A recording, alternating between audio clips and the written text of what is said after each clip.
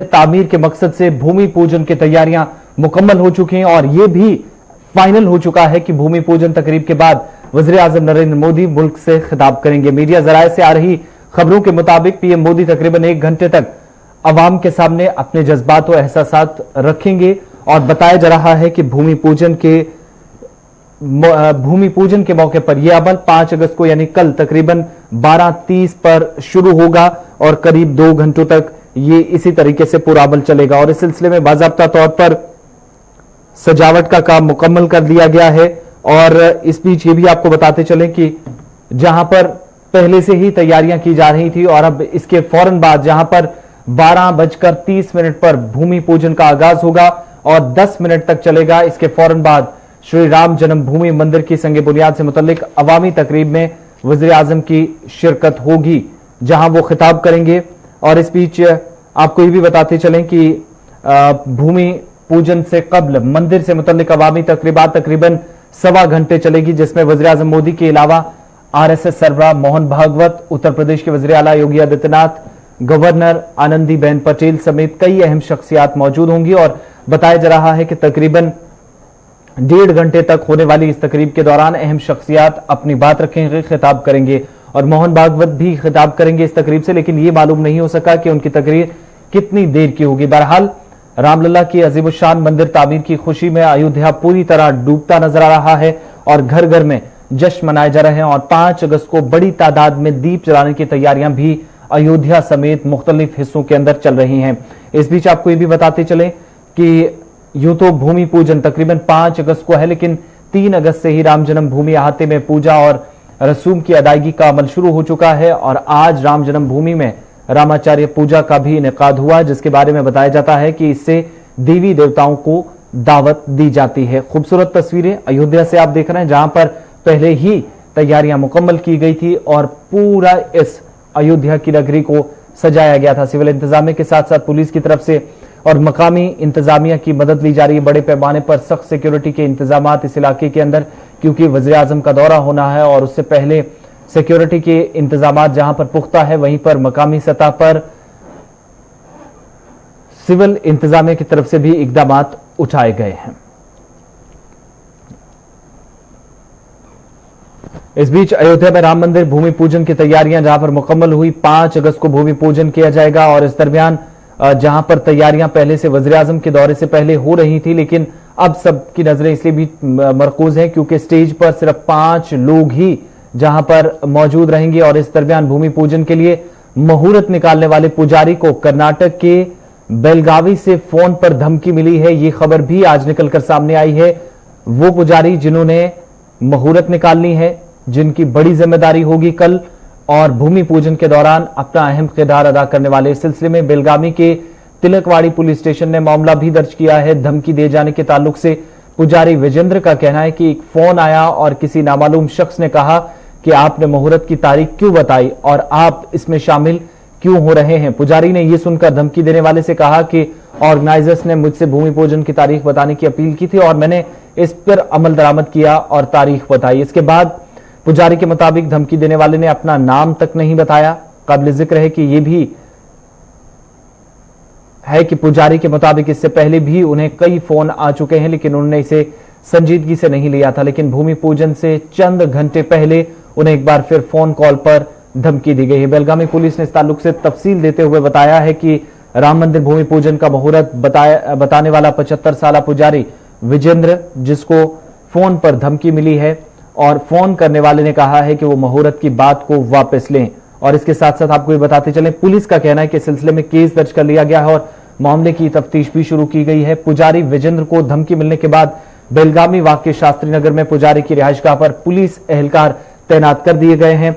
साथ ही साथ अभी तक जो तफसीलात मिल पाई हैं उसके मुताबिक पुजारी गुज़श्ता कई बरसों से राम मंदिर की तामीर और इस तहरीक से जुड़ा है और कई बार उसे फोन कॉल्स मौसूल हुई हैं जहां उसे धमकियां भी मिली हैं, लेकिन कभी उसने ये चीज संजीदगी से नहीं ली थी। इस बार भूमि पूजन से चंद घंटे पहले जब दोबारा उसे फोन पर धमकी दी गई, जिसके बाद उसने पुलिस को मुतल्ला किया, इस मुहूर्त निकालने के लिए राब्ता किया गया था, जिसके बाद पुजारी ने 5 अगस्त के लिए भूमि पूजन का वक्त मुकर्रर किया था। इससे पहले कि हम आपको कुछ जो रद्द-ए-अमल आया है कल के दिन के हवाले से वो आप तक पहुंचाए, अपने नुमाइंदे के पास चलते हैं। बीएस लाठी इस वक्त हमारे नुमाइंदे बराह रास्त हमारे साथ अयोध्या से जुड़ चुके हैं।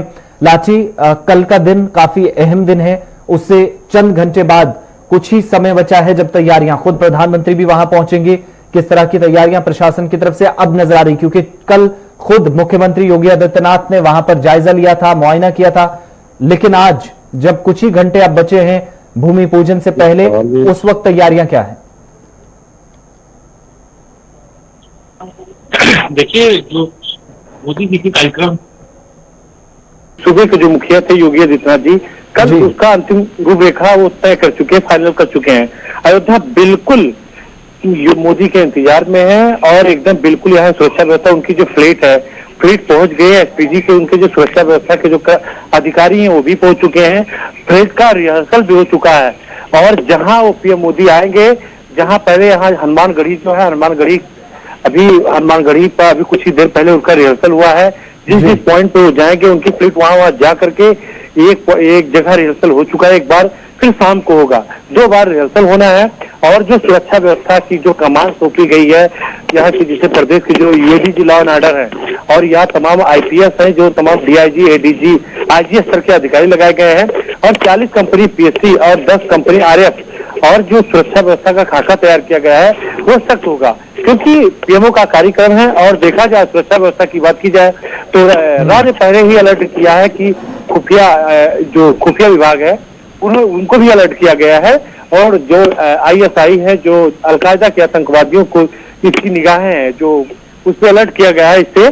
तो कहीं ना कहीं अगर देखा जाए तो जो सुरक्षा व्यवस्था है प्रशासन ने चाक चौबंद कर रखी है। जी, एक चीज और भी बताइएगा कि हम ये देख रहे हैं कि सिर्फ 170-75 लोगों को बुलाया जाएगा, लेकिन इस बीच अयोध्या के आसपास किसी तरह की वहां पर हरकत की या मूवमेंट की कोई इजाजत दी जाएगी?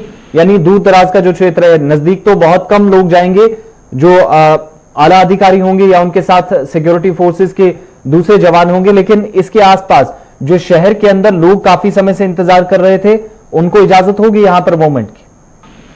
जी, कोविड महामारी को लेकर के प्रशासन जितने भी, चाहे वो मीडिया कर्मी हो या सुरक्षा कर्मी हो या प्रशासनिक अधिकारी हो या पुलिस का अधिकारी हो, सबको कोविड-19 जिसकी रिपोर्ट निगेटिव आई है, जिसका बाकायदा चेक किया गया है, क्योंकि पीएमओ का कार्यक्रम है, सिर्फ उन्हीं लोगों को छूट दी जा रही है जिसका जो रिपोर्ट है कोरोना की वो निगेटिव आई है, जिसकी 2-2 बार रिपोर्ट चेक करा ली गई है, और जिसे यहाँ पे तमाम, जिसे जो सैनिटाइजर की बात की जाए या जो हेल्प डेस्क है, वहाँ कोविड-19 को लेकर के जो सैनिटाइजर की व्यवस्था, हैंड वॉश की व्यवस्था की गई है, और तमाम तरीके से जिसे मेडिकल टीम लगाई गई है, हर एक पॉइंट पे मेडिकल टीम है, सबको बाकायदा चेक करके।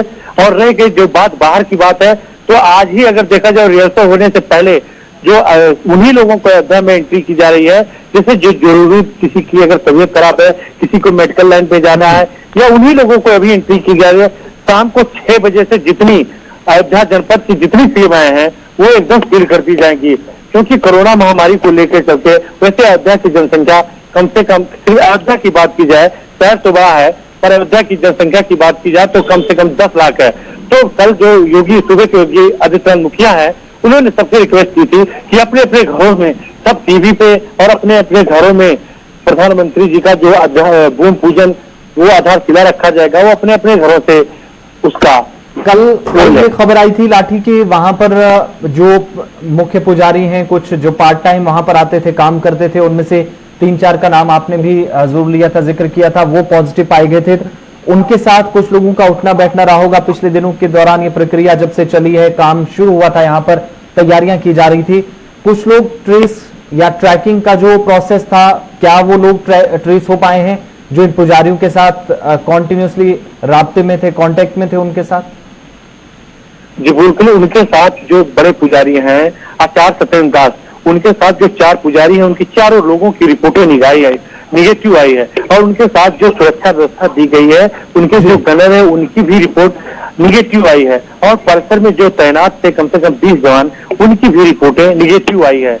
और जो बड़े पुजारी जी आचार्य सत्येंद्र दास जी, उनकी रिपोर्ट जो है इकलौती वो निगेटिव आई है, पर जो भूमि पूजन का कार्यक्रम है उनको रोका गया है, क्योंकि जो अभी फिर दोबारा जो उनकी रिपोर्ट ली गई है वो अभी निगेटिव है, मगर फिर भी सुरक्षा की दृष्टि से अगर देखा जाए तो उनको मना किया गया है भूमि पूजन कार्यक्रम से, और जितने भी लोग हैं उनको क्वारंटाइन मेडिकल में दाखिल करा दिया गया है। जी लाठी, इस पूरे एरिया के अंदर हम देख रहे हैं अब तो पाबंदियां रहेंगी जब तक ये पूरा कार्यक्रम चलेगा, या किसी को आने जाने की इजाजत जो आप बता रहे हैं नहीं होगी, लेकिन इन सब के बीच में वो लोग भी हैं जिनको बुलाया भी गया है, जो जिनके परिवार 1990 में जब आंदोलन शुरू हुआ था, 91 में, उस वक्त वो लोग मारे गए, वहां पर उनकी जान चली गई, उन लोगों को भी बुलाया गया है। तो जो स्टेज के अलावा जो इंतजाम किए गए, स्टेज पर 5 लोग जो हमारे पास खबर है, प्रधानमंत्री समेत वहां के मुख्यमंत्री और कुछ और लोग वहां पर जरूर बैठेंगे, लेकिन जो उनके रिश्तेदार होंगे, क्या उनको उन्हीं गणमान्य जो लोग होंगे उनके साथ बैठने की इजाजत होगी, या फिर उनके अलग प्रोटोकॉल के हिसाब से उनके लिए अलग जगह बनाई गई है जो रिश्तेदार होंगे मृतकों के? देखिए, जो प्रोटोकॉल है, जो पीएम का प्रोटोकॉल है, जो एडवाइजरी जारी की गई है कोविड-19 महामारी को लेकर, जो एडवाइजरी जारी की गई है, जो गेस्ट हैं सिर्फ उन्हीं लोगों से जुड़े हुए जो गेस्ट हैं जिनको कार्ड दिया गया है, जिसको ट्रस्ट में कार्ड दिया गया है कि पीएमओ के साथ, उनको बाकायदा एक जगह बनाई गई है कि उस सोशल डिस्टेंसिंग का पालन करते हुए उस कार्यक्रम में उनको जाने की अनुमति होगी। अगर सबको चेक करके बाकायदा जो कोविड-19 की वो है वो टेस्ट करके ही उन्हीं लोगों को एंट्री दी जाएगी जिसको संभवतः कार्ड दिया गया है। और उसके बाद में सुरक्षा व्यवस्था का अगर ध्यान देखते हुए देखा जाए तो कोरोना सिर्फ गिने चुने लोगों को दिया गया, जैसे लाठी संडवारी की बात की जाए, या मुरली मनोहर जोशी की बात की जाए, या विनय कटियार, तमाम जो पहले से नेता थे उन लोगों को भी निमंत्रण नहीं दिया गया है। बस गिने चुने लोगों को और गिने चुने संतों को सबकी बाकायदा रिपोर्ट चेक कराई जा रही है, सबका सैंपल लेकर के उनकी कोरोना टेस्ट कराया गया है, उन्हीं लोगों को इजाजत दी गई है। जी चलिए, बहुत बहुत शुक्रिया तमाम जानकारी के लिए। अयोध्या के अंदर बड़े पैमाने पर तैयारियां, सजावट का काम मुकम्मल, और इस बीच आपको बताते चले कि कल यानी 5 अगस्त को जब ये तैयारियां की जा रही हैं तो अहम चीजें क्या रहेंगी, कब वज़ीर आज़म दिल्ली से निकलेंगे और कब उनका पहुंचना होगा। और इस बीच आपको ये बताते चलें कि वज़ीर आज़म के अयोध्या से लेकर जब वो अयोध्या पहुंचेंगे और वहां से वापसी विदाई तक एक मिनट की जो अपडेट है वो आपको गुलिस्तान न्यूज और जेके 24/7 न्यूज पर मिलेगी। लेकिन 5 अगस्त की सुबह दिल्ली से वज़ीर आज़म जब निकलेंगे तो 9:35 पर दिल्ली से जो खुसूसी तैयारा है जो अयोध्या के लिए उड़ान भरेगा, इसमें वज़ीर आज़म दिल्ली से उत्तर प्रदेश के लिए अयोध्या के लिए रवाना होंगे। 10:35 पर लखनऊ एयरपोर्ट पर इस खुसूसी तैयारी की विशेष विमान है, इसकी लैंडिंग होगी। 10:40 पर हेलीकॉप्टर से अयोध्या के लिए वज़ीर आज़म नरेंद्र मोदी रवाना हो जाएंगे और 11:30 पर अयोध्या साकेत कॉलेज के हेलीपैड पर लैंडिंग हो जाएगी, यानी वज़ीर आज़म 11:30 बजे के करीब अयोध्या पहुंच जाएंगे। और इसके बाद जब 9:35 पर दिल्ली से रवाना होंगे तो कम से कम 2 घंटे का सफर आप तय कर लीजिए, और इस 2 घंटे के दौरान वज़ीर आज़म का अयोध्या तक पहुंचना होगा जहां पर तमाम तैयारियां की जा रही हैं। 11:40 पर हनुमानगढ़ी पहुंचकर 10 मिनट तक दर्शन पूजन का जो सिलसिला है वो चलेगा। इसी तरीके से 20 मिनट बाद यानी 12 बजे राम जन्मभूमि परिसर पहुंचने का जो प्रोग्राम है वहां पर वज़ीर आज़म पहुंचेंगे, और यानी पहला जो वज़ीर आज़म का वहां पहुंचना होगा, उनका आगमन होगा, वो 12 बजे पूरे होगा जब वो अयोध्या में उस मकाम पर पहुंचेंगे जहां पूरा ये अमल जिसकी शुरुआत 9-9:30 के आसपास होगी, यानी 12 बजे के आसपास राम जन्मभूमि परिसर और इस मकाम पर वज़ीर आज़म पहुंच जाएंगे। 10 मिनट में जो रामलला विराजमान का दर्शन है वहां पर पूजा होगी, जो भूमि पूजा का एक लंबा सिलसिला है, कई मिनटों तक चलेगा, और उसके बाद वज़ीर आज़म जहां पर खुद शुरुआत इसकी करेंगे, उसके बाद हालांकि हम देखेंगे जरूर इसमें तब्दीली नजर आएगी, लेकिन बड़ी चीज यह है कि जो निर्धारित समय है, जो वक्त मुकर्रर किया गया है, उसके हिसाब से 10 मिनट में रामलला विराजमान का दर्शन जो है वहां पर पूजा होगी। 12:15 पर जो रामलला परिसर में जो वहां पर प्लांटेशन ड्राइव होगी, शजरकारी मुहिम का आगाज किया जाएगा, और उसके साथ साथ एक दरख्त वज़ीर आज़म की तरफ से लगाया जाएगा जो एक बड़ी याद के तौर पर 5 अगस्त को देखा जाता है। साथ ही साथ 12:30 बजे भूमि पूजन प्रोग्राम का आगाज हो जाएगा, यानी असली जो भूमि पूजन है वो 12:30 शुरू हो जाएगी। 11:30 वज़ीर आज़म वहां पहुंचेंगे और 12:30 के करीब मुकम्मल तौर पर इसकी शुरुआत हो जाएगी, तैयारी जो है वो कर ली जाएगी वज़ीर आज़म की तरफ से।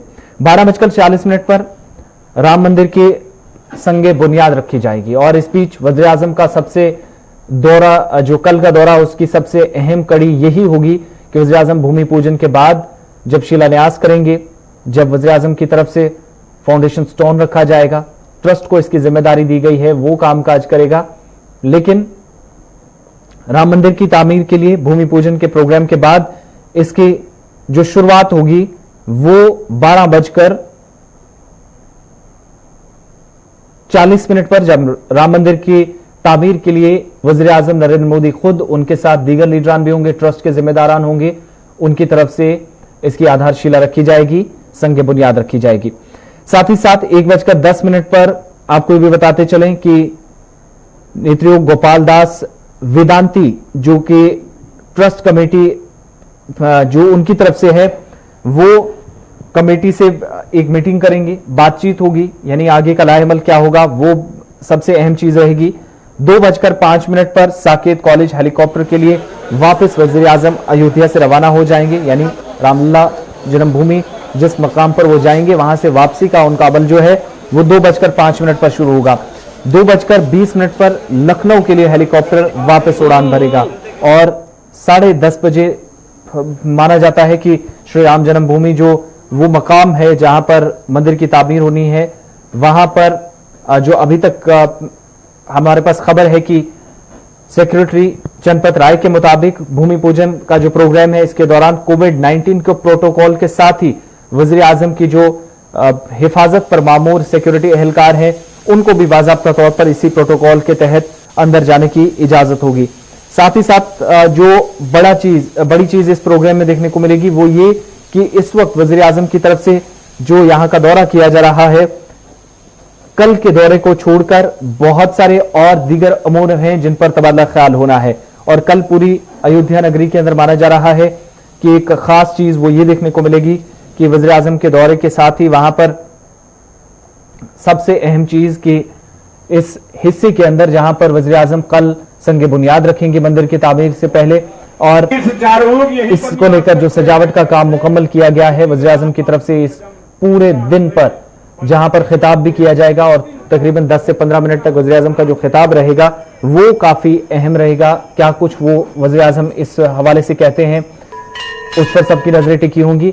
साथ ही साथ वज़ीर आज़म की तरफ से कल दीगर अमूर पर तबादला ख्याल होना, क्योंकि कोविड-19 के सामने इस वक्त उत्तर प्रदेश के अंदर भी कई हिस्सों के अंदर इंतजामिया घुटने टेक रही है, तो उन सब पर भी माना जा रहा है कि इन शॉर्ट डिस्कस होगी अयोध्या के इस दौरे के दौरान। वज़ीर आज़म के इस दौरे की अहम कड़ी के अलावा कुछ और अहम मामला जिनमें कोविड-19 से पैदाशुदा सूरत हाल भी ज़ेर बहस लाई जाएगी।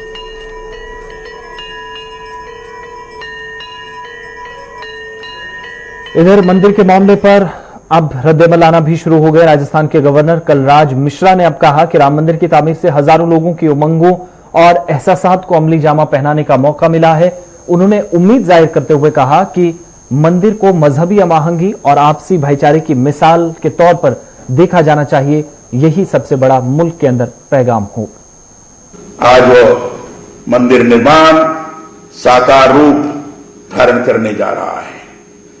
मैं समझता हूं कि कोट लोग, अरबों लोग इस मंदिर निर्माण की प्रक्रिया से, भूमि पूजन से स्वयं ये अनुभव करने लगे हैं कि भारत के पहचान के रूप में भगवान राम, भारत के स्वाभिमान के रूप में भगवान राम, अयोध्या में उनके भव्य मंदिर का निर्माण, यह निश्चित रूप से भारत की पहचान को प्रभावी तौर पर दुनिया के अंदर उजागर करेगा। आज इस ऐतिहासिक दिन के अवसर पर मैं ये प्रार्थना करता हूं कि इस मंदिर को सांस्कृतिक एकता की दृष्टि से, इस मंदिर को राष्ट्रीय एकता और अखंडता की दृष्टि से, और इस मंदिर को वसुधैव कुटुंबकम के प्रतीक की दृष्टि से लोग अनुभव करेंगे और मंदिर से निश्चित रूप से उस प्रकार की प्रेरणा प्राप्त होगी, ऐसा मेरा निश्चित विश्वास है।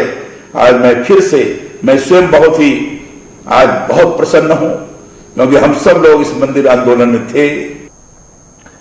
इधर दिफाई तजियनगार केटीएस तुलसी ने भी आज के दिन को काफी अहम दिन करार दिया और साथ ही साथ उनके मुताबिक इस दिन के हवाले से एक मुस्बत पैगाम दुनिया भर को यहां से जाना चाहिए ताकि मजहबी हमआहंगी और आपसी भाईचारा कभी न टूटे।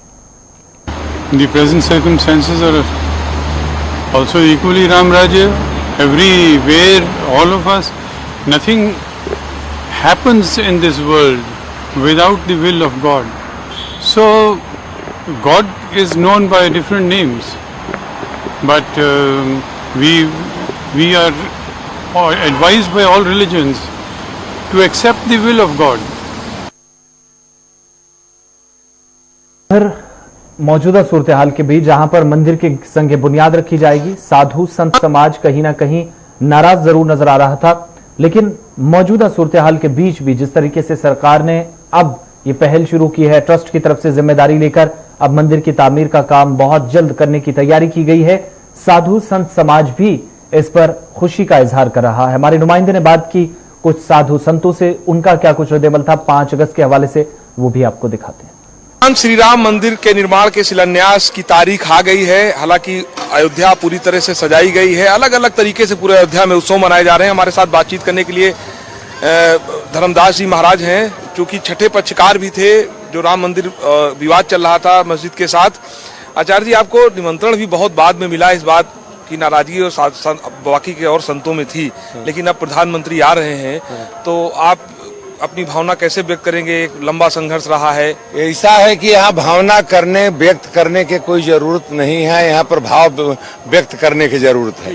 भावना तो मन के हिसाब से बनता है, अब भाव हृदय से बनता है, तो भाव यहाँ पे चाहिए कि भगवान के काम हो रहा है, भगवान सबके मदद करें, कोरोना और रोना, चाहे ये देश में सुखी शांति या समृद्धि लाभ है कि नहीं, तो वो तो भगवान के काम है, करेंगे। धर्मदास जी महाराज, अच्छा, आपको लगता है कि जो निमंत्रण को लेकर बहुत सारे लोग नाराज हैं, और ये सच भी है कि बहुत सारे लोगों ने बहुत संघर्ष किया, और आपका भी हम लोग देख रहे थे कि काफी बाद में आपको निमंत्रण मिला, लेकिन और भी कई संत हैं जो छूट गए हैं। आपको लगता है कि उन्हें बुलाना चाहिए था?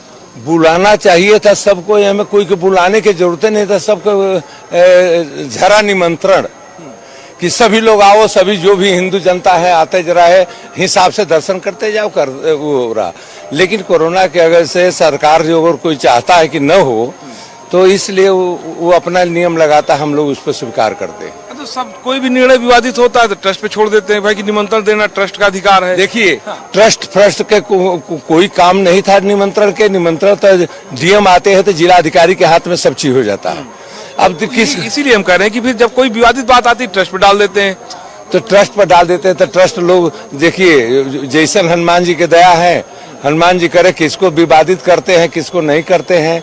ये लोग सब जन अयोध्या के तो कोई है नहीं, जो हइयो है अयोध्या से नहीं है, बराबर है। तो जैसे हनुमान जी करते हैं तैसे ठीक होगा। जो यहाँ पर मालिक बैठे हैं, मालिक जैसा करेंगे तैसे ठीक।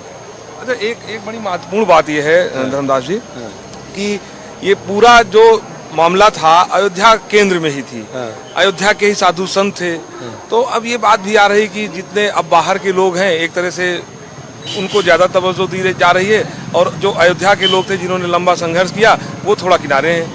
वो कोई चीज नहीं किनारे हो पाएगा, जो अयोध्या में रहने वाले अयोध्या ही वाले करना है, और बाहर के रहने वाले बाहर के हिसाब से रहेंगे।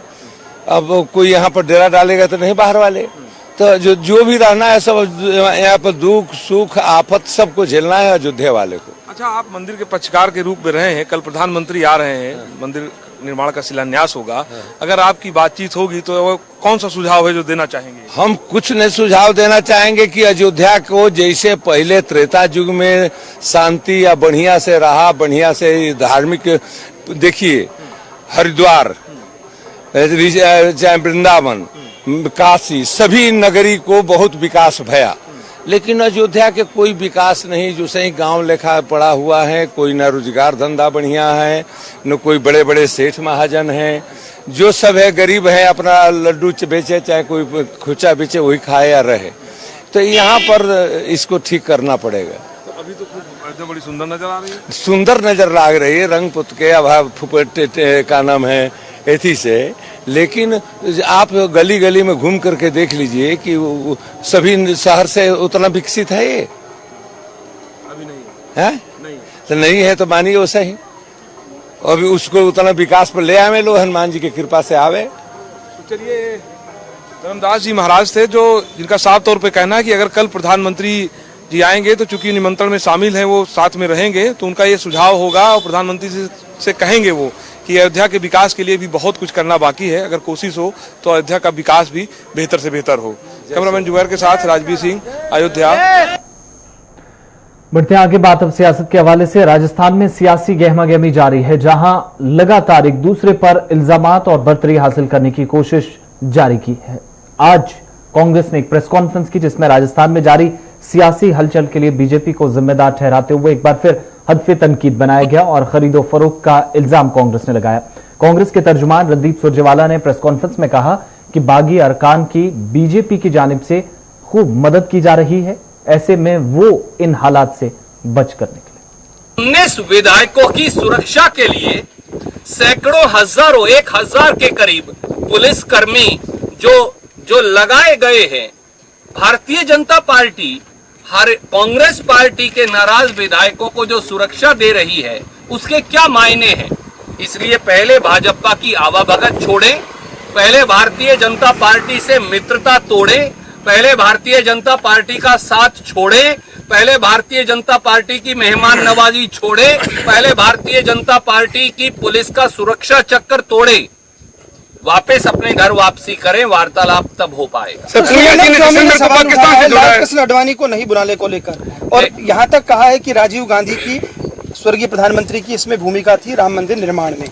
आप कुछ आदरणीय मित्र, भारतीय जनता पार्टी के सदस्य एक दूसरे के बारे में क्या कह रहे हैं ये वो जाने। मुझे लगता है कि भगवान श्री राम और सीता माता की जो व्याख्या, भगवान श्री राम के आदर्शों और मर्यादाओं की जो व्याख्या श्रीमती प्रियंका गांधी वड्रा जी ने आज अपने इस स्पष्ट वक्तव्य में की है, इसके बाद व्यक्तियों को परस्पर कोई अगर छींटाकशी करता है तो ये वो जाने, क्योंकि राम तो सबके हैं। धर्म और मंदिर की बात हो रही है, क्या भाजपा राम नीति और राजनीति में धर्म का पालन कर रही है? आदरणीय मित्र, मैं आज राम मंदिर के निर्माण के बिल्कुल ठीक 24 घंटे पहले राजनीतिक टिप्पणी तो नहीं करूंगा, पर एक बात अवश्य कहूंगा, राजनीति का धर्म होना चाहिए, धर्म की राजनीति नहीं। यही राम की मर्यादा है। कांग्रेस के अस्तित्व पर प्रश्न चिन्ह लगाने वाली कांग्रेस। नीतीश कुमार ने कहा है कि महाराष्ट्र में आपकी भी भागीदारी है सरकार की। सुशांत सिंह की मौत को लेकर के जितने भी बड़े अधिकारी वहाँ गए, आईपीएस तिवारी गए, उनको सबको जबरदस्ती क्वारंटाइन किया जा रहा है। महाराष्ट्र सरकार सहयोग नहीं कर रही सुशांत सिंह की मौत पर। आदरणीय मित्र, इस देश का संविधान और कानून ये कहता है कि प्रदेश के अंदर कानून व्यवस्था की जिम्मेवारी प्रदेश की सरकार की है। महाराष्ट्र में कानून व्यवस्था की अनुपालना की जिम्मेवारी महाराष्ट्र की सांझी सरकार की है, जिसके मुखिया उद्धव ठाकरे साहब हैं। नीतीश कुमार जी को संविधान दोबारा पढ़ना चाहिए। नीतीश कुमार जी या बिहार की सरकार जबरन पुलिस भेजकर महाराष्ट्र की जुरिस्डिक्शन यानी परिधि के अंदर दखल अंदाजी नहीं कर सकती। अगर एक प्रांत की पुलिस दूसरे प्रांत के अंदर जाकर जांच करेगी तो फिर अराजकता फैल जाएगी। हम भी जब गए, याद करिए, राजस्थान का उदाहरण देखिए, राजस्थान की एसओजी जब गई तो हमने हरियाणा पुलिस से कांटेक्ट किया। जिम्मेवारी है कि वो प्रदेश की पुलिस से कांटेक्ट करें, उनका सहयोग लें, ये नहीं कि कानून और संविधान की धज्जियां उड़ा दें। ये अलग बात है कि क्योंकि भारतीय जनता पार्टी दुर्भावना से 19 विधायकों को रखे हुए है हरियाणा में, तो उन्होंने एसओजी की टीम को बार बार गैर कानूनी तरीके से रोक दिया।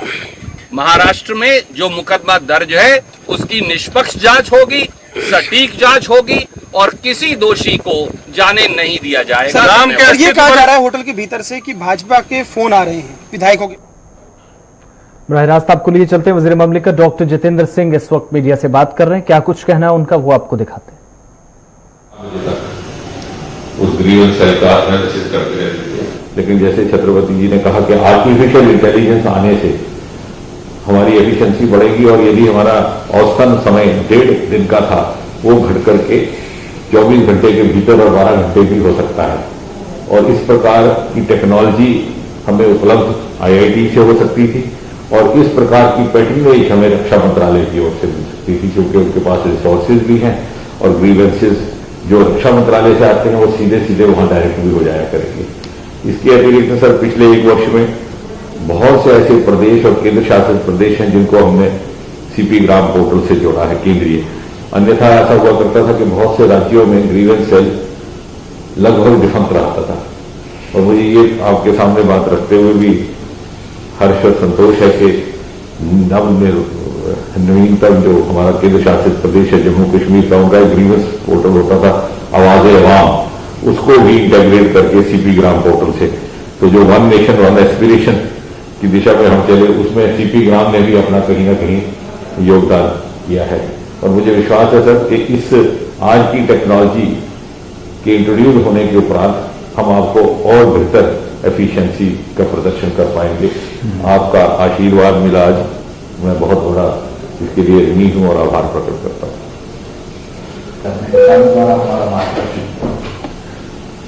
मंत्री भारत सरकार doctor Jitendra Singh Kumar ji, secretary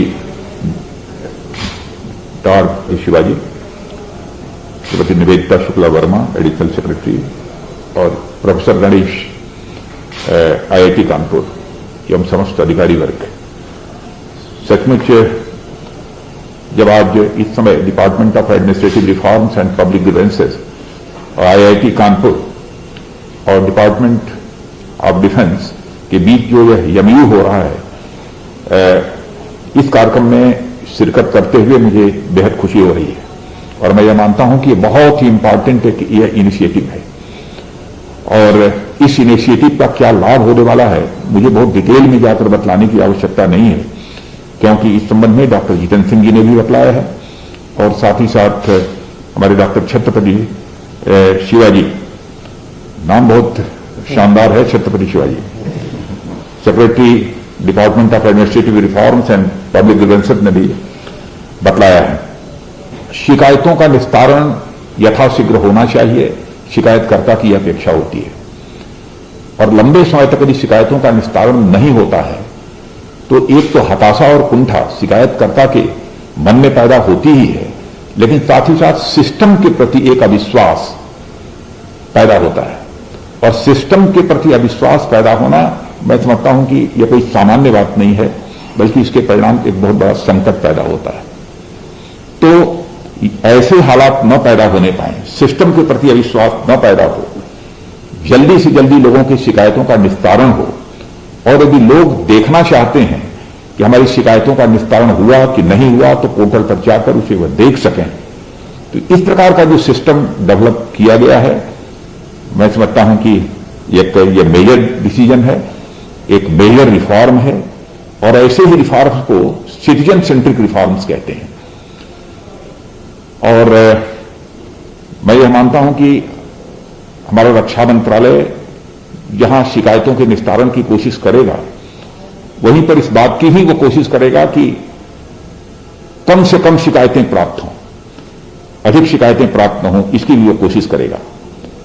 department of defence की निश्चित रूप से कैपेबिलिटी में इजाफा होगा, उसकी इंप्रूव करेगी उसकी कैपेबिलिटी डिपार्टमेंट की, और साथ ही अपग्रेड भी होगी, ऐसा मेरा विश्वास है। और आर्टिफिशियल इंटेलिजेंस का प्रयोग होगा, दूसरी टेक्नोलॉजीज हैं उनका भी प्रयोग होगा। निश्चित रूप से यह सिस्टम बहुत ही स्मूथ होगा, बहुत ही इफेक्टिव होगा, ऐसा मेरा विश्वास है। इसलिए इस अवसर पर इससे ज्यादा कुछ न कहते हुए डॉक्टर जितेंद्र सिंह जी, मैं आपको भी धन्यवाद देना चाहता हूं और department of administrative reforms and public grievances को भी इसके लिए मैं धन्यवाद देता हूं। और IIT कानपुर के सहयोग के लिए भी मैं विशेष रूप से IIT कानपुर को मैं धन्यवाद देता हूं, प्रोफेसर गणेश जी। और शायद आज आपके डायरेक्टर की कोई तबीयत ठीक नहीं है जी, हाँ, तो मेरी शुभकामनाएं बोलिएगा, क्योंकि हाँ, ऐसे रिप्यूटेड इंस्टीट्यूशन के डायरेक्टर का स्वस्थ रहना बहुत ही आवश्यक है। हमारी शुभकामनाएं हैं। इन्हीं शब्दों के साथ मैं इस इनिशिएटिव की सफलता के लिए मैं आप सबको अपनी हार्दिक शुभकामनाएं देता हूं। बहुत बहुत धन्यवाद।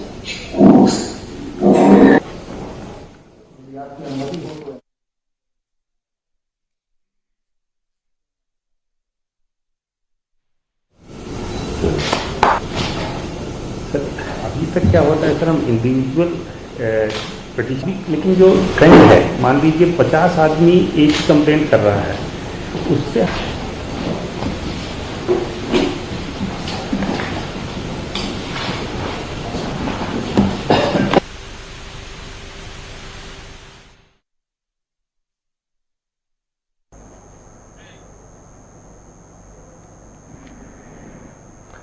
उर्दू खबरें जारी रहेगी।